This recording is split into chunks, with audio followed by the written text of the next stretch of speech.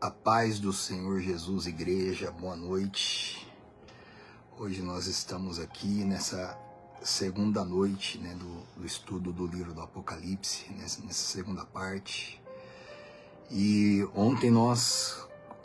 segunda-feira, no último estudo nós começamos ali em Apocalipse, no capítulo 1. Nós fomos ali até o versículo 8. E hoje a gente vai continuar do capítulo 1, do versículo 9 em diante, E desde a primeira parte que nós vimos aqui, nós falamos a respeito da importância, da dedicação ao estudo da palavra, ao exame da Bíblia, Mais uma vez eu vou dizer que existem várias interpretações de muitas partes que a gente vai ver mais para frente ainda, E a compreensão da palavra, ela vem de acordo com a nossa aplicação, de acordo com o nosso coração, com a nossa insistência, com a nossa busca verdadeiramente. E hoje, nessa segunda parte do nosso estudo, a gente vai começar abordando aqui em Apocalipse capítulo 1, a partir aqui do versículo 9, onde o apóstolo João estava exilado na ilha de Patmos, e ali ele teve a revelação, Foi revelado a ele e também a todos os santos, A todos aqueles que vierem a crer em Cristo, a ter também a mesma revelação do Senhor, E aqui em Apocalipse capítulo 1, no versículo 9, está escrito assim, Eu, João, irmão vosso e companheiro na tribulação, no reino e na perseverança. Olha isso. O apóstolo João, companheiro na tribulação. Tribulação também representa as lutas, a perseverança pelo evangelho, pela palavra, Ou seja, companheiro dos crentes da época de hoje, aqueles que passam por lutas, aqueles que são atribulados por causa da fidelidade da palavra. Ele diz no versículo 9, companheiro na tribulação, no reino e na perseverança. Companheiro no reino. O reino onde Cristo domina como Senhor. O Senhor Jesus domina sobre toda a terra. Mas a terra ímpia, o povo que não obedece a Cristo, ele vem como juiz, Quando o apóstolo João diz assim, companheiro no reino, ele está falando sobre o reino da graça.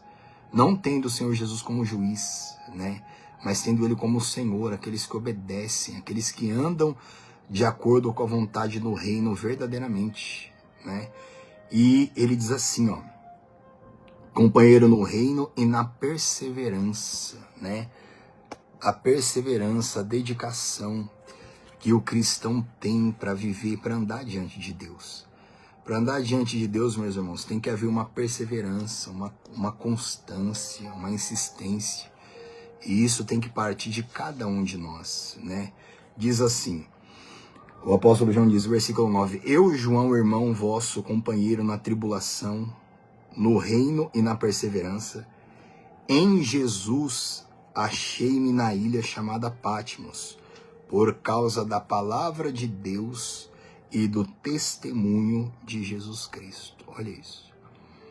O apóstolo João, ele foi preso, ele foi exilado por causa da palavra de Deus e do testemunho de Jesus Cristo.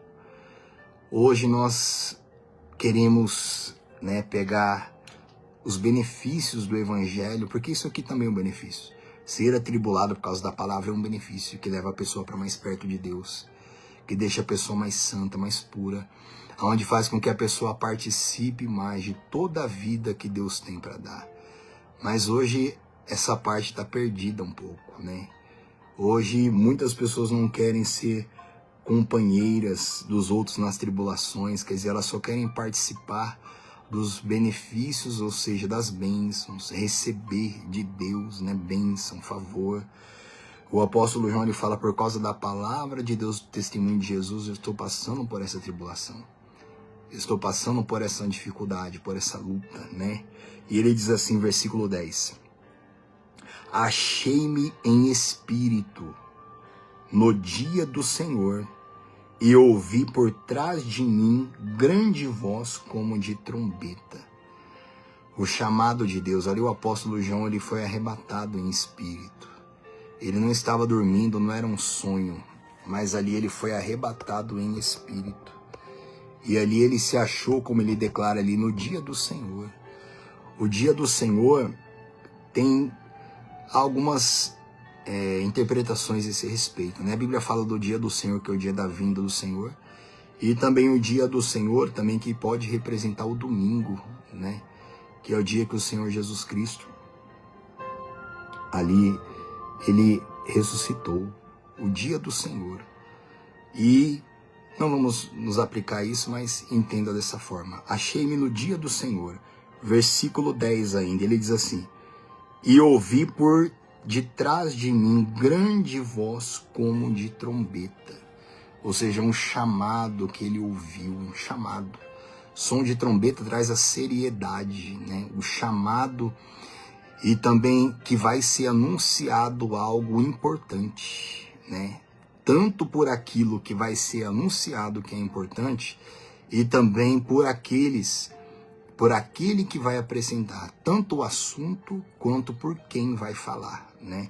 Então ele ouviu esse chamado de Deus, como todos nós temos que ouvir, né? Versículo 11, dizendo: o que vês, escreve em livro, e manda às 7 igrejas, Éfeso, Esmirna, Pérgamo, Tiatira, Sardes, Filadélfia e Laodiceia. As 7 igrejas que faziam parte ali da Ásia, né? E também daqui a pouco, depois a gente vai ver isso melhor, mas também uma representação da igreja de Cristo de todos os tempos até hoje. 7 tipos de igreja, também 7 tipos de pessoas, de cristãos que há dentro da igreja, né? Versículo 12. Voltei-me para ver quem falava comigo, e voltando vi 7 candeeiros de ouro. Olha isso. O apóstolo João, ele se voltou para ver quem falava com ele. E ali ele viu 7 candeeiros de ouro. Ou seja, o candeeiro de ouro é o suporte onde fica a lâmpada que ilumina. E você vai ver daqui a pouco aqui que esses 7 candeeiros representam a igreja de Cristo, né? E ele diz aqui: vi 7 candeeiros de ouro. E versículo 13: e no meio dos candeeiros, um semelhante a filho de homem, com vestes talares, e cingido à altura do peito com uma cinta de ouro, né? Que era uma cinta sacerdotal. Ali ele viu o próprio Senhor Jesus, você vai ver isso aqui daqui a pouco. Aqui ele viu o Senhor Jesus, ele virou para trás para ver quem falava com ele. E no meio dos 7 candeeiros de ouro, que representa a igreja de Cristo, ali ele viu o Senhor Jesus no meio da igreja dele, com vestes talares, né? Vestes preciosas, glorificadas, né? A vestimenta que representa a cobertura, a honraria de Deus, pureza de Deus, né? E ele viu o Senhor Jesus com um cinto de ouro na altura do peito. O Senhor Jesus, que é o nosso sumo sacerdote, que é aquele que está acima de todos, né? E ele está no meio da sua igreja. Versículo 14. A sua cabeça e cabelos eram brancos como alva lã, como neve, os olhos como chama de fogo. Olha isso. Olha a visão que ele teve do Senhor Jesus Cristo. Sua cabeça e seus cabelos eram brancos como alva lã. A gente pode entender isso melhor como uma luz, né? Eu acredito que deve estar para você ver a lâmpada aqui do quarto, né? Bem aqui em cima. A gente pode falar que ela é branca, mas representa mais isso, né? Essa luz que está aqui em cima, eu acho que você deve estar vendo aí também, representa essa luz, esse brilho, né? Assim é a cabeça e os cabelos do Senhor Jesus, quando o apóstolo João viu lá, aquela brancura, aquela luz, né? E como ele diz aqui, e com os seus olhos eram como chama de fogo. Imagina isso. O Senhor Jesus com olhos como chama de fogo. E isso também tem uma representação muito profunda. O juízo de Deus para destruir o pecado, para consumir o pecado daquele que o busca de todo o coração. Olhos também como chama de fogo para consumir os adversários, aqueles que resistem ao evangelho de Deus, né? E entre outras coisas também. Diz assim, versículo 15: os pés semelhante a bronze polido. Ó, se você pegar uma boa Bíblia de estudo, cada versículo que você lê vai te levar para várias partes da Bíblia, também do Antigo Testamento, tá? Se eu fosse fazer isso com vocês aqui, o nosso estudo ia ficar bem longo, né? Meu intuito aqui é fazer um estudo um pouco mais resumido, né? Quando a Bíblia diz aqui no versículo 15, Apocalipse 1,15, os seus pés semelhantes a bronze polido, se você pegar uma boa Bíblia de estudo, vai levar você para referência lá no livro de Êxodo, onde a Bíblia fala sobre a mesa do sacrifício, que era de bronze. E os pés como bronze polido dá a representação, entendimento de juízo de Deus. Um juízo do Senhor Jesus. Que a gente vai ver isso mais pra frente, tá? O Senhor Jesus falando que se a igreja dele aqui, se eu não me engano é a igreja de Éfeso, se ela não se arrependesse, ele moveria o candeeiro. A gente vai ver também outra igreja aqui em Tiatira, se eu não me engano, Pérgamo. Ele fala também para a igreja, se vocês não se arrependerem, eu virei contra vocês. Então a gente vai entender um pouco melhor sobre Cristo um pouco mais para frente, tá? Então, versículo 15, ó. Os pés era semelhante ao bronze polido, como que refinado numa fornalha.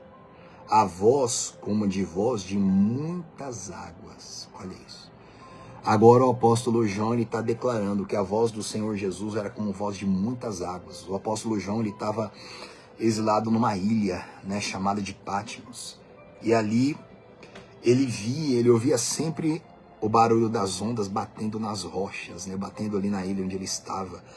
E ele teve um entendimento, ele ouviu a voz do Senhor Jesus como uma voz forte, como a voz de muitas águas. E isso que transpassava e invadia a alma dele, né? Representando o poder e autoridade que tem a voz do Senhor Jesus. A voz do Senhor Jesus, ela vai falar com você conforme o seu temor. Quando a pessoa está em pecado, ela está distante de Deus, a voz de Deus é quase imperceptível para ela. Agora, quanto mais temor a pessoa tem, quanto mais ela se aplica, mais forte vai ficar a voz. E quanto mais forte fica a voz do Espírito Santo, que é a unção da palavra revelada no coração de uma pessoa, mais ela vai ser participante da vida de Deus, do poder de Deus sobre ela, né? Ele diz aqui, versículo 16, ó. Apocalipse 1,16. Tinha na mão direita 7 estrelas, que a gente vai ver isso daqui a pouco. E da boca saía-lhe uma espada afiada de 2 gumes. Olha isso. O apóstolo João diz que o Senhor Jesus tinha na mão 7 estrelas, que é a igreja dele, que você vai ver isso mais pra frente daqui a pouco. Agora eu quero que você entenda uma coisa. Ó. Tinha na sua mão direita 7 estrelas, e da boca saía-lhe uma espada afiada de 2 gumes. Olha isso. O apóstolo João teve essa visão do Senhor Jesus. A sua cabeça, os seus cabelos brancos como a neve, uma luz forte, gloriosa. Os seus pés, né, como bronze polido. Só que ele viu que o Senhor Jesus tinha nas mãos a sua igreja, as suas 7 estrelas, né? Que as estrelas são os pastores, os sacerdotes, os que pregam a palavra. Você vai ver isso daqui a pouco. Só que quero que você atente disso. O apóstolo João diz assim, e da sua boca saía-lhe uma espada afiada de 2 gumes. Você encontra essa representação da palavra de Deus em algumas passagens na Bíblia, uma espada afiada de 2 gumes. Agora, eu quero pedir que você abra a sua Bíblia comigo, lá na carta aos Hebreus. Abra comigo lá em Hebreus, no capítulo 4. Vai comigo aí. Hebreus, capítulo 4, eu vou ler com vocês o versículo 12, né? Vai lá comigo. Apocalipse 4. O apóstolo João olhou para o Senhor Jesus e via que da boca dele saía uma espada afiada de 2 gumes, né? Hebreus, tá, agora, Hebreus capítulo 4, lá no versículo 12, a palavra diz assim, ó. Porque a palavra de Deus é viva e eficaz, e mais cortante do que qualquer espada de 2 gumes, e penetra até o ponto de dividir a alma e o espírito, juntas e medulas, e é apta para discernir pensamentos e propósitos do coração. Esse versículo aqui, gente, ele é uma chave gigantesca. Ele é uma chave gigantesca. A palavra de Deus, ela é a porta do reino de Deus. E para nós desvendarmos ela, a gente precisa entender várias chaves aqui, né? E Quero que você entenda isso. Vamos ler por partes, versículo 12. Ó. Porque a palavra de Deus é viva. Gente, a palavra de Deus ela é viva. Ela não é morta. Ela está viva. Ela está esperando o quê? O estímulo, o seu estímulo. Quando uma pessoa ela começa a ir para a palavra, que a palavra é viva, ela começa a buscar na palavra, a palavra começa a reagir àquela pessoa. Ela começa a reagir. Algumas pessoas já ouviram esse exemplo, que a palavra de Deus ela está inerte. Ela está esperando o que é estímulo. Deus chama, Deus fala com as pessoas. E quando a pessoa vai para a palavra de Deus, a vida da palavra começa a entrar dentro de cada um de nós, né? A palavra de Deus, o verso 12, Hebreus 4:12. Porque a palavra de Deus é viva e é eficaz. Gente, não existe nada, nem ninguém, remédio que o homem faça, mecanismos que o homem desenvolva para ajudar os outros. Não existe nada mais eficaz do que a palavra de Deus. Nada.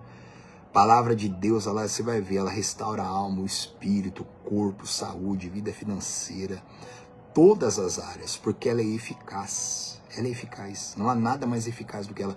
O ser humano usa muitas coisas, usa dinheiro, usa remédio, usa psicologia, usa métodos, usa um monte de coisa. Mas nada é mais eficaz. A palavra de Deus é viva e eficaz e é mais cortante do que qualquer espada de 2 gumes. A palavra de Deus, ela é martelo, ela é fogo, ela é pedra, ela é água, ela é várias coisas. Mas a palavra de Deus também é uma espada. Ela é uma espada, ela é mais afiada do que qualquer espada de 2 gumes. Como a Bíblia diz lá em Efésios 6, que a gente tem que tomar a espada do Espírito, que é a palavra de Deus. Nós devemos usar a palavra de Deus no meio da guerra espiritual. Por isso que da boca do Senhor Jesus, lá em Apocalipse, sai uma espada afiada, que é a palavra dele. Que ele destrói o mal, que ele libera o poder dele sobre aquele que crê. A palavra de Deus é viva e eficaz e é mais afiada do que qualquer espada de 2 gumes e penetra ao ponto de dividir a alma e o espírito. Olha isso. A palavra de Deus ela penetra ao ponto de dividir a alma e o espírito. A alma é o que nós somos. Nós somos uma alma, o centro das nossas emoções, o coração humano. A alma. É a nossa alma que vai permanecer eternamente. É a alma que é o que é você. Você é uma alma que tem um corpo. Você está usando um corpo aí por um tempo. Vai chegar um dia, por algum motivo, o seu corpo não vai resistir mais, a sua alma vai sair do seu corpo. Então você é uma alma que possui um corpo. Você não é um corpo que possui uma alma. Se você entender que você é um corpo e você possui uma alma, você vai cuidar muito mais do seu corpo e a alma vai ficar abandonada. Agora, quando você entende que você é uma alma que tem um corpo, você vai cuidar muito mais da sua alma, porque a sua alma vai permanecer para sempre. E a Bíblia diz que a palavra de Deus, ela separa, ela divide a alma do espírito. Alma, a gente pode dizer que são os nossos sentimentos, as nossas emoções, o que nós somos. Espírito é o que nos liga a Deus. A Bíblia diz que o nosso espírito, que é a nossa inteligência, a nossa razão, tem que estar ligado ao Espírito de Deus, que é a palavra dele, ao Espírito da verdade, que é o Espírito Santo. Então a palavra de Deus ela vem para dividir alma de espírito. Ela divide. Como assim dividir? O ser humano ele não pode ser movido pelo coração humano, pela alma, não pode viver por sentimento.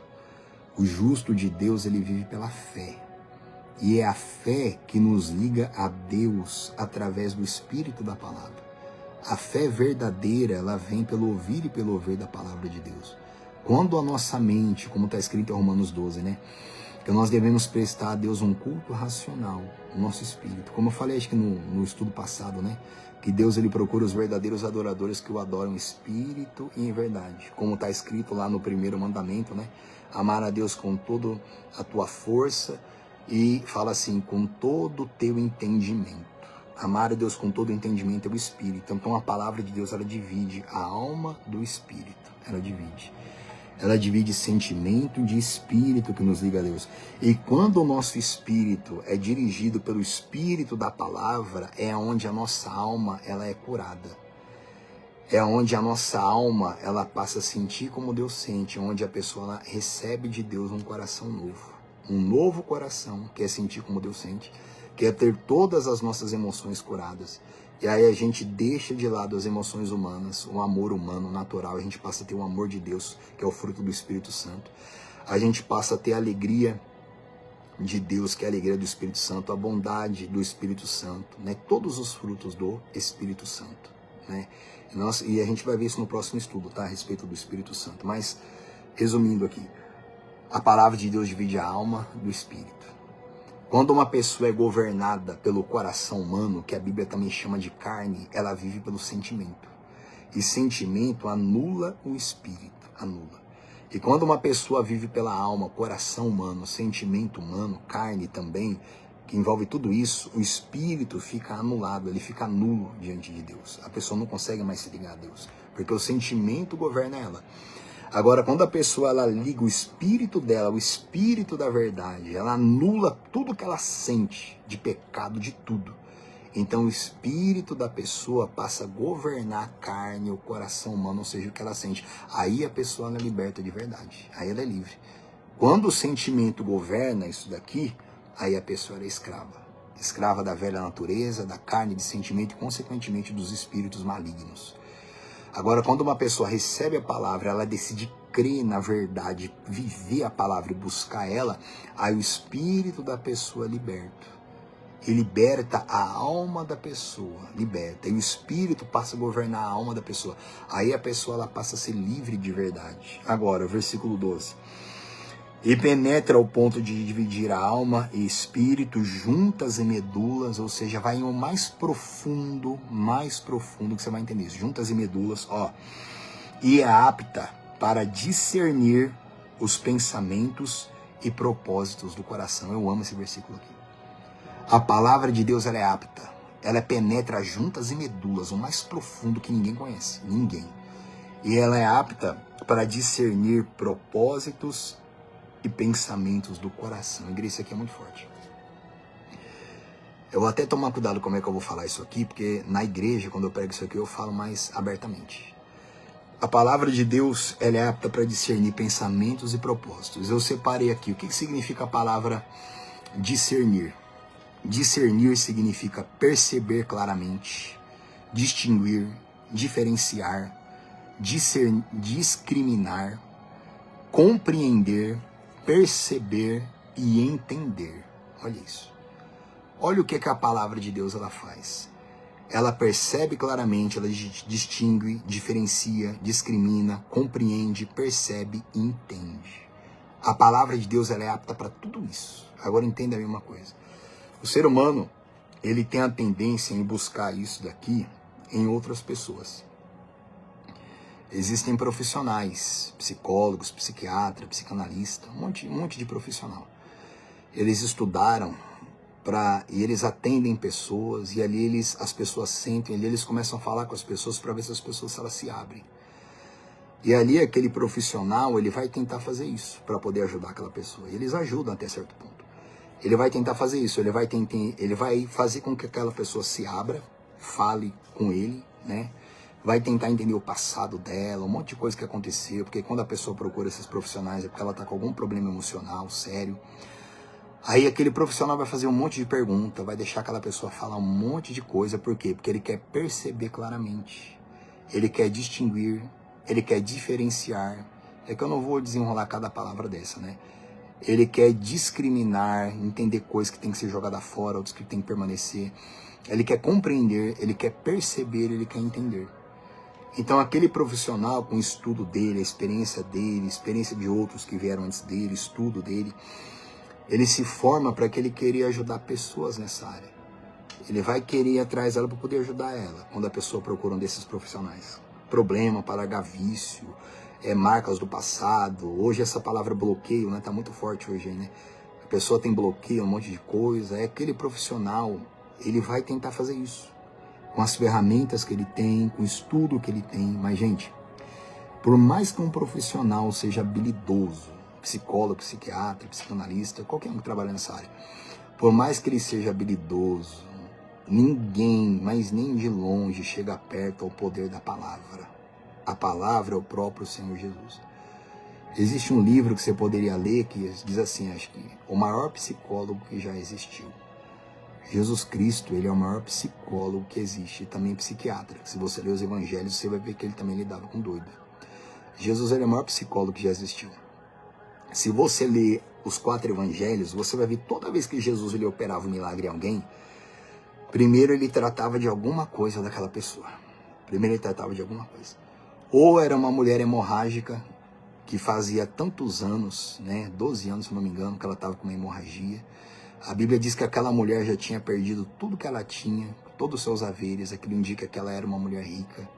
Ela tinha perdido tudo. Se você ler o contexto, uma mulher que tinha hemorragia, ela não podia ficar com a família dela, ela não podia ficar dentro de Israel, não podia. Uma mulher que há 12 anos, a mulher do fluxo de sangue, 12 anos ela tinha perdido tudo que ela tinha. E a Bíblia diz que o Senhor Jesus estava lá na frente e ela estava lá atrás, e entre os dois havia uma multidão. E o Senhor Jesus sabia que ela estava lá, com certeza. Mas em nenhum momento o Senhor Jesus parou para poder abrir caminho para ela. Nenhum momento. Deixa essa mulher chegar até mim, não. A Bíblia diz que ela teve que se esforçar, se empenhar, romper no meio da multidão, sendo empurrada 12 anos com fluxo de sangue, com certeza com fraqueza física, com certeza. A Bíblia está escrito na sua Bíblia que ela tinha perdido todos os seus haveres, aquilo indica que ela era uma mulher rica, ou seja, resumindo, uma pessoa acostumada a ser servida, uma pessoa acostumada que o dinheiro comprasse tudo para ela, que pessoas servissem ela. Agora ela tinha perdido tudo que ela tinha, afastada da família, longe da família, abandonada. O único que podia fazer algo por ela estava lá na frente, e entre ele e ela havia uma multidão. E o Senhor Jesus não parou, ele continuou, até que ela tocasse nele e saísse virtude dele. O Senhor Jesus trabalhou naquela mulher. Pode ser que durante esses 12 anos ela usou todo o dinheiro dela para poder se curar, ela não conseguia. Ela usou o dinheiro dela para pagar médicos e ela não conseguia. Pessoas deveriam ter ajudado ela durante um bom tempo. Jesus foi trabalhando nela, ela teve que se esforçar até tocar nele. Até tocar nele, o empenho que ela teve, ela deixou de depender da ajuda de homens, do dinheiro dela, ela dependeu da sua própria busca ao Senhor Jesus. Então tem muitas lições ali, que nem é o foco de eu pregar aquela palavra inteira hoje, mas tem muitas lições ali. Enquanto a pessoa fica dependendo de dinheiro, pagar profissional, pagar isso, pagar aquilo, falar com um pastor, padre, falar com alguém para poder ajudar ela, a pessoa ela vai conseguir uma ajuda muito pouca, muito pequena. E o profissional, por mais habilidoso que ele seja, ele vai dar para a pessoa mecanismos de controlar aquilo que ela está passando. Controlar um distúrbio que ela tenha, dentro daquilo que ele tem humanamente falando. Mas a Bíblia diz que a palavra de Deus ela é apta para discernir propósitos e pensamentos do coração. Aquele cego Bartimeu, o mendigo que estava à beira do caminho também, a Bíblia diz que ele estava sentado e Jesus Cristo não foi até ele, Jesus passou por ele, passou. E lá na frente, quando se completou a perseverança daquele homem, Jesus mandou chamar. Aí ele saiu de onde ele estava, ele foi até Jesus, Jesus Cristo passou por ele. O Senhor Jesus foi trabalhando algo, a multidão que estava com Cristo clamava para ele se calar, mas ele cada vez gritava mais. Ele estava ali à beira do caminho, vivendo de esmola. Acostumado, se alguém desse uma moeda, bem, se alguém não desse, amém também, que era normal. Mas quando ele ouviu que era Jesus que passava, ali ele colocou todas as forças dele. Ou seja, tem vários milagres, todos. Se você for ver, o Senhor Jesus trabalhou em alguma coisa naquela pessoa antes de curar o corpo dela. Antes de curar, ele fez alguma coisa. Por isso que aqui em Hebreus 4:12, a Bíblia diz que a palavra de Deus é apta para discernir os pensamentos e os propósitos do coração. Aquele profissional, ele fica tentando discernir o pensamento, o propósito do coração, ele fica tentando achar lá no fundo a causa daquele problema daquela pessoa para poder ajudar ela. Isso é muito bom. Agora, a palavra de Deus, que é o próprio Cristo, ela é apta para discernir qualquer propósito e pensamento do seu coração. A palavra de Deus, ela cura. Ela cura mais do que qualquer remédio que um profissional passe, mais do que qualquer ferramenta que um profissional dê, com qualquer instrução que ele dê, ela é apta para discernir. A palavra de Deus, ela vai compreender você como ninguém vai poder te compreender. Ninguém. Às vezes, por mais que você abra o coração para alguém, você nunca vai conseguir falar por inteiro tudo que você está passando. E a pessoa também, por mais habilidosa que ela seja, ela nunca vai te compreender por inteiro, tá? Isso é impossível. Ninguém consegue fazer isso. Mas a palavra de Deus, ela consegue. A palavra de Deus, quando você se dedica a ela, o exame, o estudo, ela começa a discernir os propósitos e pensamento do seu coração. Ela começa a tratar de você, te curar, te fortalecer, te dar o crescimento espiritual e emocional em todos os sentidos que ninguém pode fazer. Ninguém pode fazer. Eu tenho um pensamento claro a respeito disso, de buscar ajuda em homens. E eu falo isso mais claramente no culto, que eu não vou falar aqui, porque essa palavra vai rodar no YouTube, Facebook, né? Mas eu não abro mão da palavra por ninguém, para conversar com ninguém, para buscar ajuda em profissional nenhum. Eu tive depressão, acho que dos meus 20 aos 25 anos, acho que desde os 15 anos eu estou na igreja evangélica. E eu tive depressão pesada por causa de pecados que eu cometi, me afastei da palavra para valer. E o que me curou foi quando eu me dediquei a me aplicar a palavra, o estudo dela verdadeiramente. Abre lá comigo Salmo 19, rapidinho, para a gente voltar lá para Apocalipse lá. Salmo 19. Eu não abro mão da aplicação da palavra de jeito nenhum. De jeito nenhum. Posso estar cansado, desanimado, ou às vezes mal emocionalmente, porque a gente fica. Mas se toda vez que eu me aplico a palavra, sempre ela cura. A palavra restaura, a palavra ela traz clareza, ela traz entendimento, ela mostra em nós coisas que a gente não percebia antes. Né? Salmo 19. Lembra Hebreus 4:12, tá? Lembra disso, a palavra de Deus ela é apta para discernir propósitos e pensamentos do coração. Discernir é compreender, perceber, entender. Aí tá lá às vezes o pastor, o padre, o profissional, ele tá tentando, você fala com ele tá tentando perceber, ele tá tentando discernir, ele tá tentando entender você, para ele poder te dar uma ajuda, de acordo com o estudo que ele tem. E isso é bom, mas ele fica ali, mas o homem é limitado. O homem nunca, por mais que você fale, por mais que você chore, o ser humano nunca vai te compreender. Mas a palavra de Deus, ela não tem esse problema. Não tem. Se você se dedicar à meditação plena da palavra, ela cura, ela revela para você coisas, ela abre portas para você na tua alma, no teu coração, do reino de Deus, que ninguém, remédio, atendimento de profissional nenhum vai poder fazer por você. Ó, Salmo capítulo 19, lá no versículo 7, né?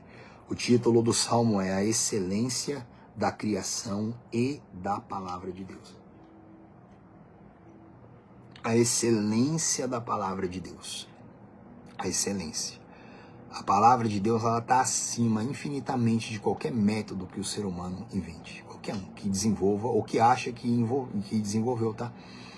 Porque qualquer método que o homem faça e que os profissionais façam, tudo está na Palavra, tá? Tudo está na Palavra. Versículo 7, a Bíblia diz assim, ó, Salmo 19, 7. A lei do Senhor é perfeita e restaura a alma. Olha isso.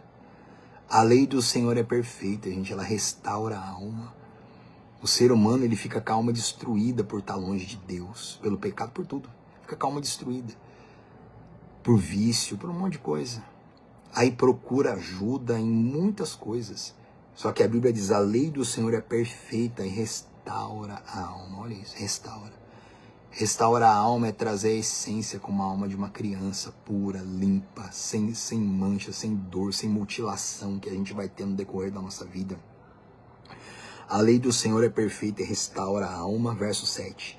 O testemunho do Senhor é fiel e dá sabedoria aos simples. Olha isso.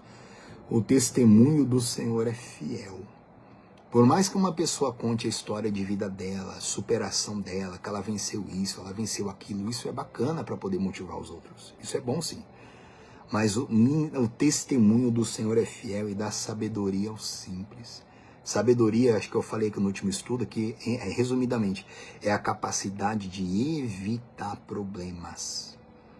Às vezes a pessoa vai buscar ajuda com alguém e aquela pessoa dá o testemunho dela. Olha, eu passei por isso, eu era assim, eu consegui sair dessa. Aí com o testemunho daquela pessoa, de uma certa forma, dá um entendimento para aquela pessoa, para ela poder, poxa, eu também vou seguir esse caminho para eu poder também sair como você saiu. Só que nada supera o testemunho do Senhor. Ó. O testemunho do Senhor é fiel e dá sabedoria aos simples. Simples aqui é aquele que busca a ajuda de Deus. O testemunho do Senhor é fiel, gente. É fiel. Ele dá sabedoria, ele faz você evitar o mal. Ele abre o teu entendimento com tudo, né? Versículo 8, ó. Os preceitos do Senhor são retos e alegram o coração. Olha isso. Os preceitos do Senhor são retos e alegram o coração. Alegra. Ou seja, gente, quem se aplica à palavra, com certeza vai ter a alegria dela. Vai ter alegria. Isso não falha. Os preceitos do Senhor são fiel e alegram. Ó, primeiro, versículo 7. A lei do Senhor é perfeita e restaura a alma. O testemunho do Senhor é fiel e dá sabedoria aos simples. Depois, os preceitos do Senhor são retos e alegram o coração. Quarto, o mandamento do Senhor é puro e ilumina os olhos. Olha isso. O mandamento do Senhor é puro e ilumina os olhos. Às vezes a pessoa está derrubada da vida, ela quer se matar, quer se suicidar. E ela não vê mais luz, ela não vê mais saída, vida financeira, qualquer que seja a área. A pessoa está destruída, ela vai ver toda a escuridão. E ela procura alguém, ajuda em alguém que vai iluminar os olhos dela, que vai mostrar para ela uma outra saída, uma outra visão, né, que vai dar para ela métodos. Olha, sai da sua casa, vai andar, vai passear, vai fazer não sei o que, vai fazer um exercício, vai fazer não sei o que, quer dizer, vai iluminar, vai abrir tua mente, né? O homem fala isso, e isso é bacana, isso dá algum resultado sim. Agora, nada se compara à iluminação que o mandamento de Deus dá. A palavra de Deus ela é pura e ela ilumina os nossos olhos, ela ilumina. Ela faz você enxergar a vida com os olhos de Deus, irmão. Aí já era. Enxergar a vida com os olhos de Deus é infinitamente superior a você enxergar a vida com os olhos de alguém que venceu o álcool, alguém que venceu qualquer tipo de vício ou qualquer tipo de perda. Ah, eu tive uma perda e eu consegui nisso através do esporte. Eu consegui sair através de não sei o que. Bacana. Quer dizer, a minha vida, as pessoas falam muito assim, né? Ah, eu achei um novo sentido de viver. Quando eu fui buscar, eu passei a ter cachorro. Eu passei a ter isso, eu passei a ter aquilo outro. Quer dizer, a pessoa buscou alguma coisa para iluminar o caminho dela para ela seguir em frente. Mas nada se compara à iluminação que a palavra de Deus dá. Tem uma pregação que eu faço, que a gente faz, eu uso muito o livro de Provérbios, eu não vou abrir lá com você não, só vou falar por cima. A palavra de Deus, ela é três coisas para nós. Ela é remédio, ela é alimento e ela tem que ser um prazer. Quando o ser humano chega à presença de Deus, chega na igreja, chega diante da palavra do Evangelho, todo mundo chega doente, doente de pecado, doente de coisa ruim na mente, no espírito e na alma. Então a primeira coisa que a palavra tem que ser para nós, ela tem que ser um remédio. A pessoa chega no evangelho toda perturbada, tribulada por causa dos pecados dela, a vida errada, tudo. Então ela chega, ela tem que buscar na palavra de Deus um remédio. Ela vai atrás de um remédio. Ela tem que ser curada na alma dela. Ela tem que buscar em Deus, não para Deus resolver os problemas dela. Não, mas ela tem que buscar um remédio para a alma dela. Não, eu tenho que me curar. Então a pessoa ela começa a se dedicar à palavra de Deus como um remédio para curar ela, para curar aquilo que ela tem. E depois a palavra de Deus tem que ser para ela um alimento. Ela tem que passar a se alimentar da palavra constantemente. É a mesma coisa quando a gente está doente. Quando a pessoa ela fica doente, primeira coisa, ela tem que tomar remédio. E depois ela tem que se alimentar. Só que muitas vezes a pessoa doente, ela não tem apetite, ela não quer comer. Aí o que a pessoa tem que fazer? Ela tem que comer. Mesmo sem ter vontade de comer, ela tem que se alimentar. Ela precisa da força daquela comida para ela também se recuperar. Então, igreja, a palavra de Deus, ela é para nós um remédio, depois ela tem que ser um alimento. Você tem que ver que estágio que você está. Você tem que ver se você está doente, se a sua alma está doente, se o teu espírito está doente, se você está bloqueado na tua mente para com Deus, se a sua carne está forte, no que diz respeito à natureza pecaminosa. Então você precisa procurar na palavra de Deus remédio para te curar. E junto você tem que se alimentar da palavra todo dia como um alimento. Você tem que ler a Bíblia mesmo sem querer. Você tem que meditar na palavra mesmo sem querer. Aqui no Salmo 119, acho que é o Salmo 119, o salmista ele fala assim, ó, quer ver? Salmo 119, onde que tá? Salmo 119,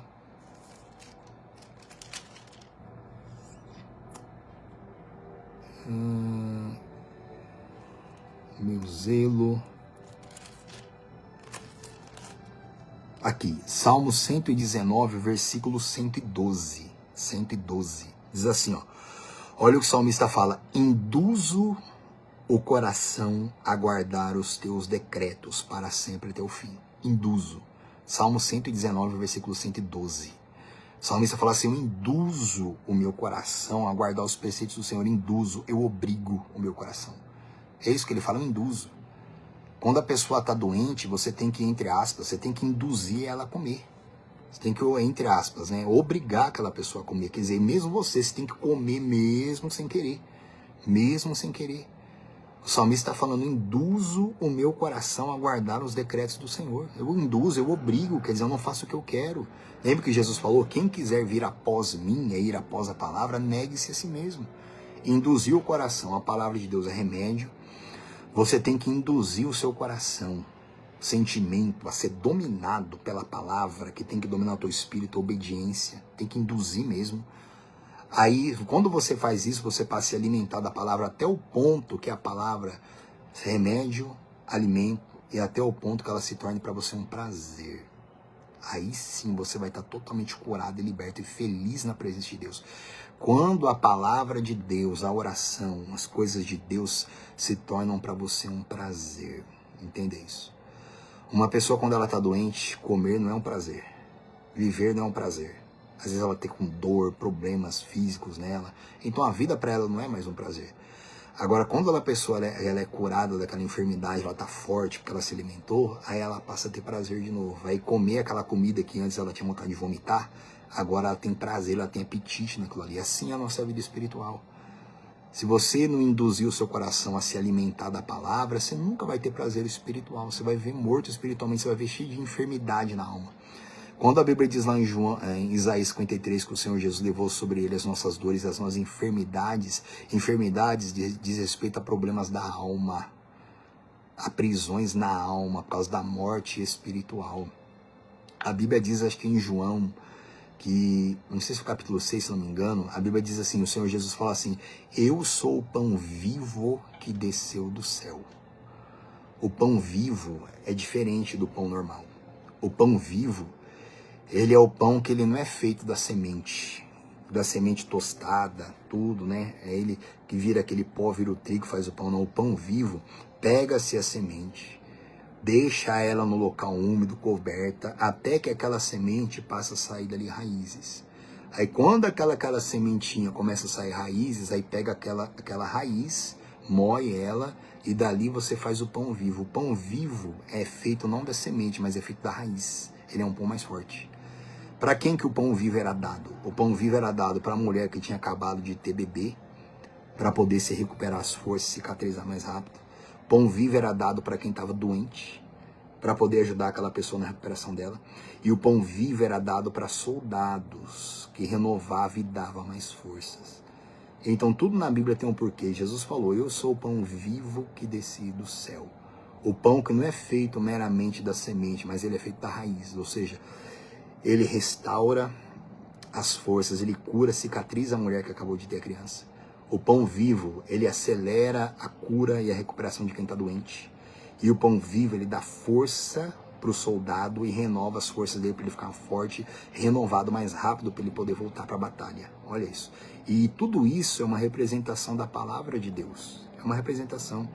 Só que para a palavra de Deus ser um pão vivo para você, não pode ser meramente da semente da palavra. A semente da palavra, ela tem que estar em você, gravada em você. Ela não pode morrer amanhã ou depois, ela tem que começar a ter raízes em você. Quando a palavra de Deus começa a ter raiz aqui em você, começa a enraizar na tua alma, governar a tua carne, sua natureza, ali você começa a ter a verdadeira força do pão vivo. Mas para isso a semente tem que permanecer. Ela tem que permanecer em você. Ela vai permanecer por um tempo, você vai estar regando com oração, com perseverança, com jejum, com tudo, com obediência. Aí aquela palavra que está em você, ela começa a produzir uma raiz, ela começa a enraizar em você. Ali você começa a ter o poder do pão vivo. Ali você começa a ser curado, restaurado, suas feridas são curadas, tudo é curado. Só que o que o diabo faz? Lembra que Jesus falou da parábola do semeador? Que há tipo de pessoas que a palavra cai no coração dela, mas tem pouca duração, porque vindo a tribulação e a angústia por causa da palavra, a pessoa logo se escandaliza, a palavra é arrancada dela. Outros ouvem a palavra e não compreendem, ou seja, só de cada 4 pessoas, só uma dá fruto, que é aquele que ouve e compreende a palavra permanece.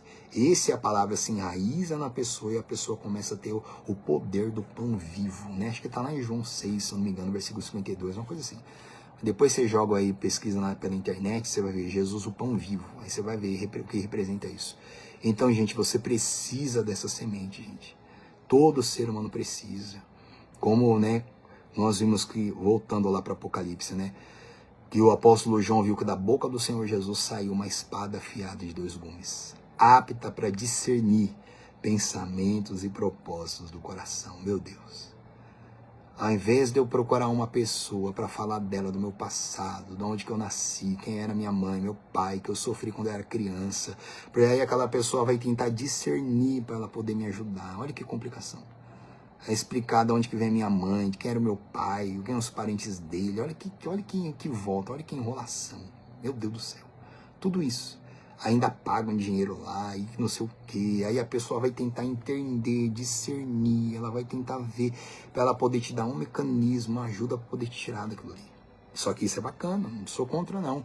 Mas olha a volta que dá tudo isso. Agora, quando uma pessoa ela se dedica à palavra, o maior psicólogo que já existiu, que é Jesus Cristo, o maior psicólogo. Quando a pessoa se dedica à palavra é apta para discernir propósitos e pensamentos do coração.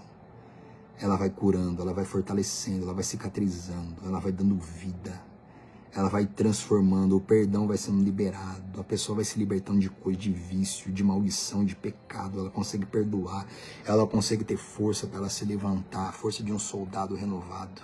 Ela começa a ter força espiritual, porque agora a palavra é o pão que alimenta ela. E o próprio Espírito Santo, que é o Espírito da verdade, vai falando com a pessoa, vai entendendo ela. Mais do que um pastor, um sacerdote, um profissional atender você, e isso é importante, tá? Isso é importante. Mas mais do que um ser humano atender você, é você se dedicar à palavra de Deus. É você se dedicar à meditação da palavra, é você jejuar pela palavra. Lembra que Jesus falou que todo aquele que bate a porta se abre? Só que muitas vezes a pessoa usa essa palavra de Jesus para poder arrumar emprego.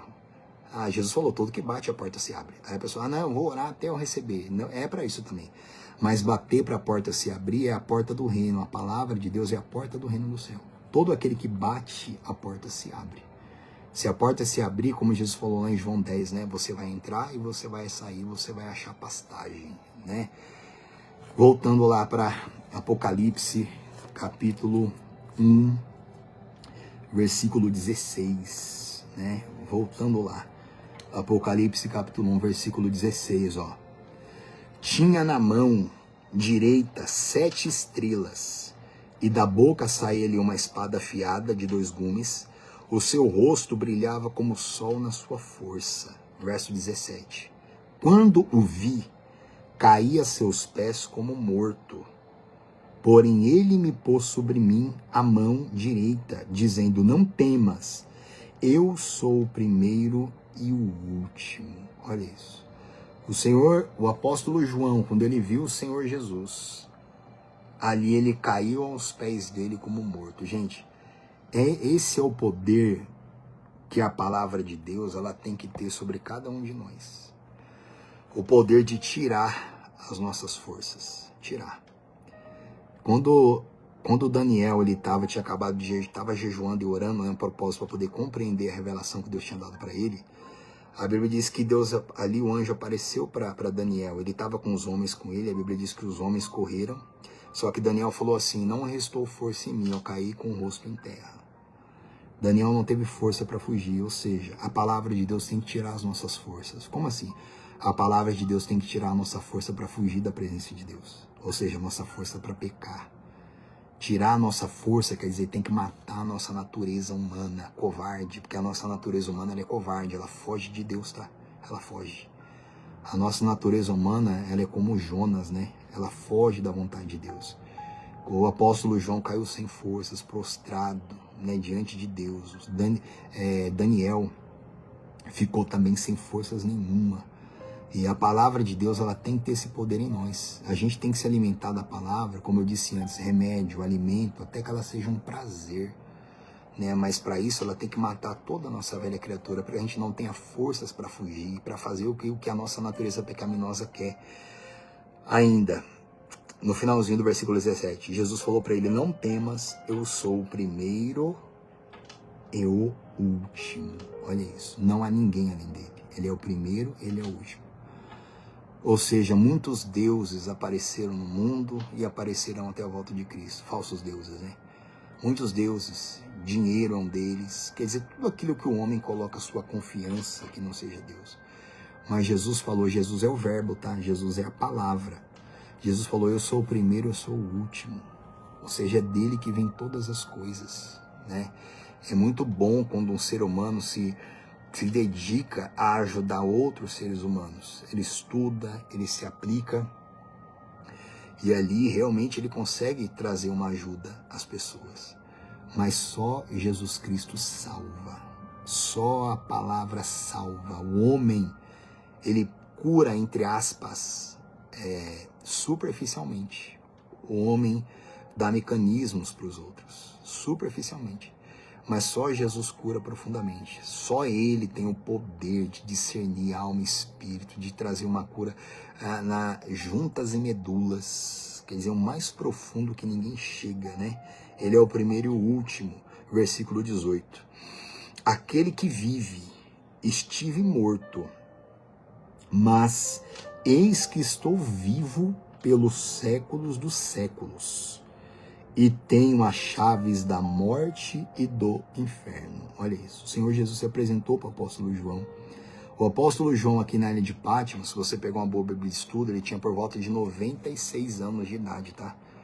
O apóstolo João, quando o Senhor Jesus estava na terra, ele era o mais novo de todos os apóstolos. Ele devia ter por volta de 15 anos de idade, 15 ou 17, tá? Aqui ele estava com cerca de 96 anos de idade, 96. Fazia cerca de 70 anos, se eu não estou errando aqui, tá? O número, se eu tiver, tá? Vai me desculpando. Mas fazia cerca de 70 anos que o Senhor Jesus já tinha partido. E aí o apóstolo João agora, um homem, entre aspas, velho, idoso, 96 anos de idade. O Senhor Jesus apareceu para ele novamente, né? E ele falou assim, verso 18, aquele que vive estive morto, mas eis que vivo pelos séculos dos séculos, e tenho as chaves da morte e do inferno. Morte. O salário do pecado é a morte. Morte é uma condição espiritual. Condição espiritual. Toda pessoa que vive em pecado, ela tem dentro dela a morte espiritual. Ou seja, a pessoa está viva para o mundo, como está lá em Romanos, né? Vivo para o mundo, mas morto para Deus. Mas todo aquele que está morto para o mundo, morto para o pecado, ele está morto para o mundo, mas vivo para Deus, né? Então Jesus, ele tem a chave da morte.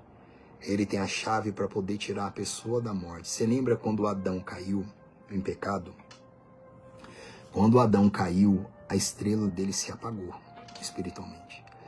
Tanto que se você ler lá em Gênesis, a Bíblia diz que Deus ele foi na viração do dia, porque todos os dias Deus ia lá para se relacionar com o homem, Adão e Eva. Adão pecou, né? Não vamos entrar nos pormenores ali, em tudo que está naqueles versículos, mas Adão pecou, ele morreu espiritualmente. E quando você lê a palavra, você vê que Deus foi ali, e está escrito assim na Bíblia, ó, Deus ele perguntou, Adão, onde estás? Está bem assim. Aí, às vezes, superficialmente, a pessoa pode falar, pastor, Adão estava escondido atrás de alguma árvore, estava escondido, porque a Bíblia fala que ele se escondeu mesmo.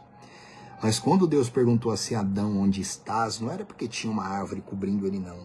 Não era porque ele estava embaixo de uma folha, as galhos, nada disso. E não era porque, quando Deus falou, Adão, onde estás? Porque Deus não via mais Adão vivo, agora Adão estava morto. Eu gosto muito também de pregar essa palavra.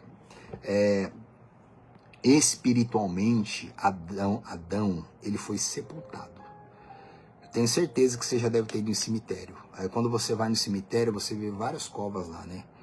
Você não vê o corpo das pessoas lá, mas você sabe que tá ali. Às vezes aquela pessoa que você acabou de acompanhar o sepultamento dela nem virou esqueleto ainda, mas você sabe que o corpo tá lá, mas ela tá coberta, você não consegue ver ela. Por quê? Porque agora tem terra, ela tá coberta, mas você sabe que tá aqui. Então daqui a um tempo aquele corpo ali de carne, aquela carne vai se desfazer, só vai ficar o esqueleto. Aí quando você vai no cemitério, você vê um monte de covas, você sabe que você não tá vendo, mas você sabe que tem corpos lá, tem esqueletos lá. Assim é a pessoa espiritualmente. A pessoa espiritualmente, quando ela está em pecado, ela está morta. Quer dizer, ela está ali, mas como a Bíblia usa, né? Que tem várias passagens, né? Que quando eu prego sobre isso, eu abro todas. Todas não, algumas, né? Porque são muitas. A Bíblia fala que aquela pessoa está em trevas. Ou seja, ela está sepultada. Ela está sepultada. E quando uma pessoa, ela aceita Jesus de verdade, a Bíblia diz que Jesus tira aquela pessoa das trevas para a luz. É a mesma coisa, imagina você acaba de acompanhar o sepultamento de uma pessoa que você foi lá, aí daqui a pouco aquela pessoa ela quebra o caixão, ela ressuscita, não estava morta, mas ela sai do caixão e sai da terra e sai para fora. A gente pode dizer que aquela pessoa ela saiu das trevas para o quê? Para a luz. Assim é todo ser humano. Toda pessoa que ela vive em pecado, ela está morta espiritualmente. Quer dizer, Deus sabe que ela está ali, a pessoa está andando na terra, Deus sabe que ela está ali, mas ela está como? Ela está sepultada. Ela está em trevas. Deus sabe que ela está aqui embaixo, mas ela está em trevas, ela está sepultada. E o Espírito Santo, através da palavra, vai falando com a pessoa, vai falando com ela. Chega um momento que ela aceita Cristo, ela compreende a palavra, então ela morre para o mundo, ela toma a atitude de morrer para o mundo, ela nascer para Deus. E a Bíblia diz que essa pessoa ela sai das trevas para a luz, ela sai da sepultura, ela sai das trevas para a luz. Ou seja, imagina isso, bilhões de pessoas que tem no planeta hoje que estão mortas para Deus. Ou seja, Deus sabe que ela está aqui, a pessoa está vivendo 10 anos, 50 ou 90 anos, ela está andando na terra toda, ela está andando, está vivendo a vida dela. Deus sabe que ela está aqui, ó.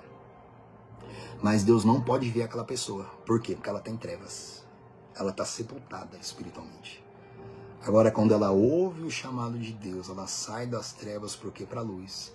Aí ela morre para o mundo, que o mundo está sepultado, o mundo jaz no maligno, o mundo está morto com Satanás, com o diabo. Então aquela pessoa, ela sai da sepultura, e tem muita palavra que se encontra isso, tá? Ela sai da sepultura, ela sai das trevas para a luz. Aí ela começa a andar, aí sim Deus vê ela. Então foi isso que aconteceu com Adão. Quando Adão estava vivo para Deus, todo dia Deus ia lá, mas teve um dia que Adão pecou, ele morreu, ele foi sepultado. Deus chegou no Éden, no paraíso, e falou, Adão, onde estás? Deus não via mais ele, porque agora Adão estava em trevas, agora Adão estava sepultado espiritualmente. Foi onde o homem foi criado à imagem e à semelhança de Deus. Quando o homem caiu, ele perdeu a semelhança. O homem continua a imagem de Deus, tá? Mas o homem perdeu a semelhança, quer dizer, a vida espiritual, santidade, pureza, fé, tudo. Ele perdeu toda a semelhança. Por isso que a pessoa tem que nascer de novo, tem que nascer do Espírito Santo, tem que nascer da palavra, para ela recuperar a semelhança de Deus, né? Que é a pureza, a fé verdadeira mesmo, a comunhão com Deus. Caso contrário, a pessoa vai estar andando na terra, 70 anos, 20 anos, 30 anos de idade, a pessoa morre sepultada, morta para Deus, e dali ela vai para o inferno, e dali ela nunca mais sai, porque ela nunca saiu das trevas para a luz. Então isso é muito importante a gente compreender isso. Por isso que quando o Senhor Jesus fala aqui no versículo 18, ó, e aquele que vive, estive morto, mas eis que estou vivo pelos séculos dos séculos, e tenho as chaves da morte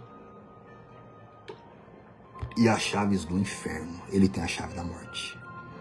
A palavra dele ungida é a chave da morte, para dar vida para todo mundo que estava no sepulcro. Todo mundo estava sepultado.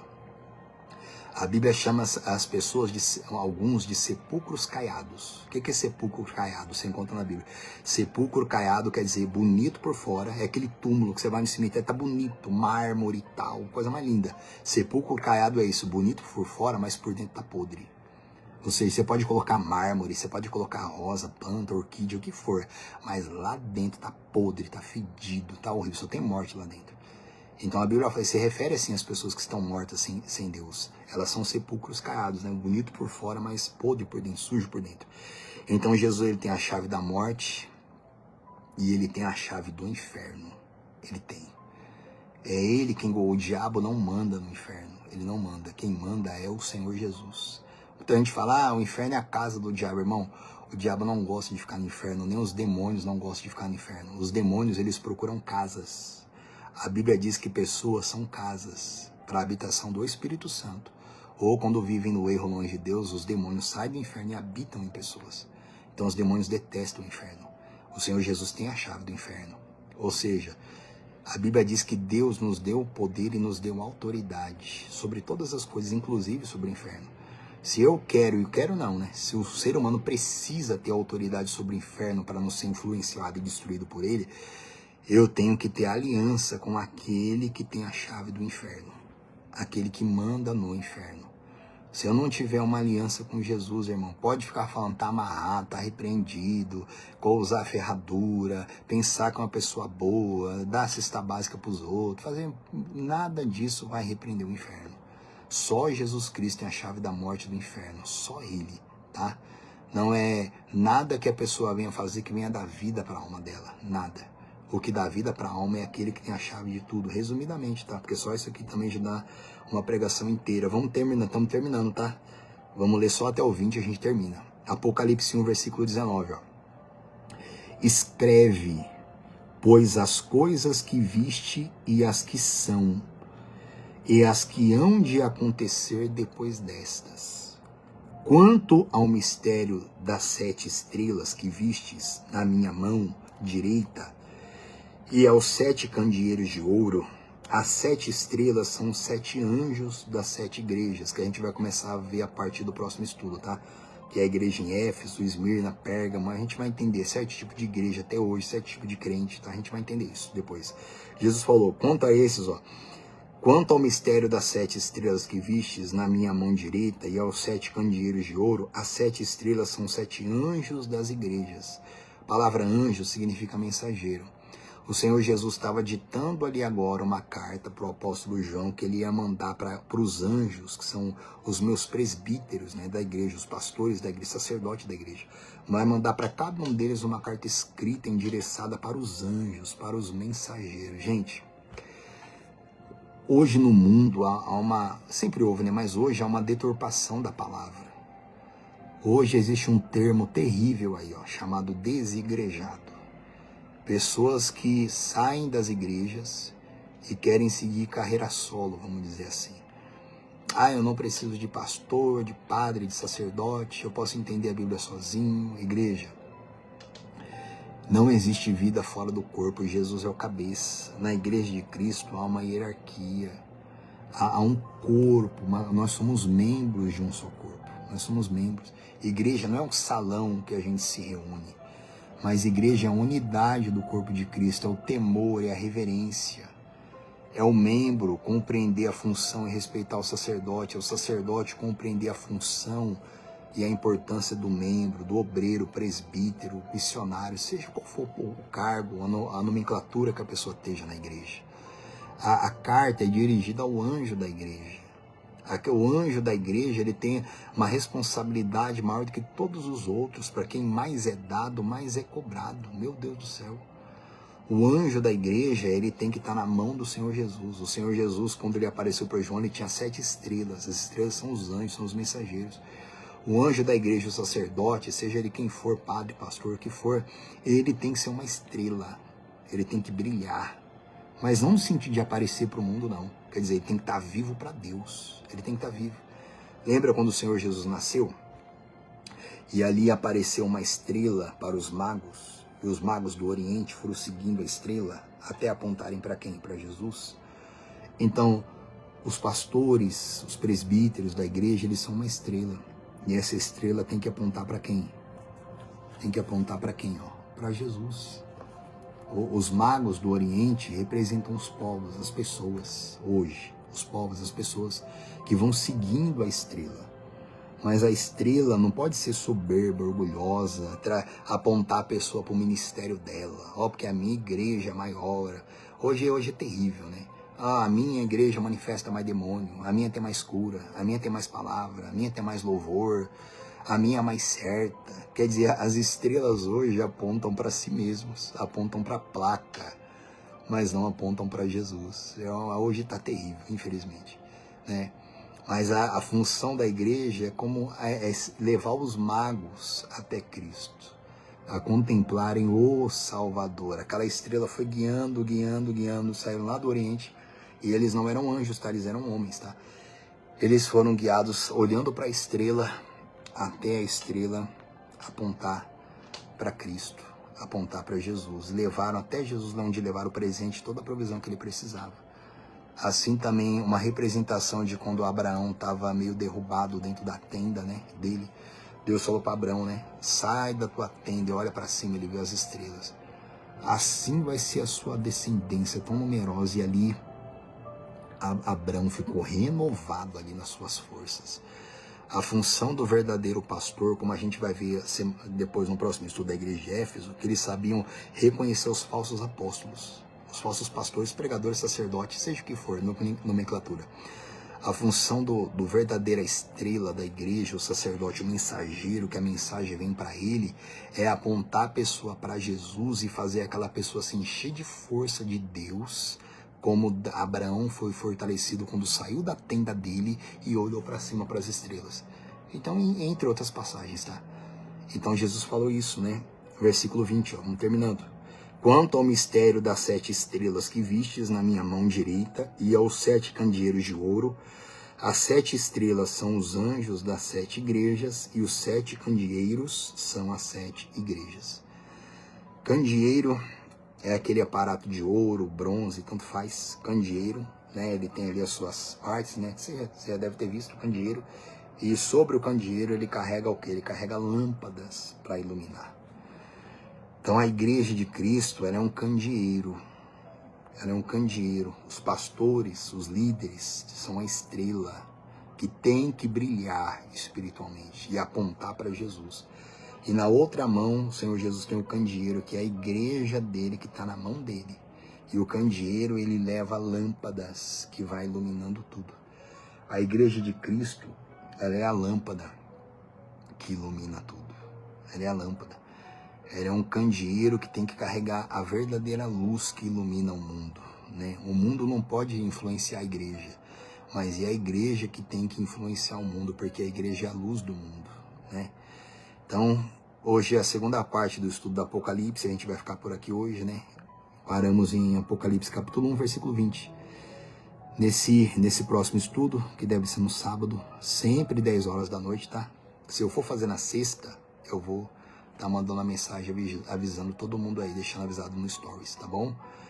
Mas aí a gente vai continuar na parte 3, nós vamos continuar aqui do Apocalipse capítulo 2, que vai ser a carta às igrejas. Até quando a gente finalizar as cartas aqui ainda vai estar tranquilo, tá? Vai estar sossegado.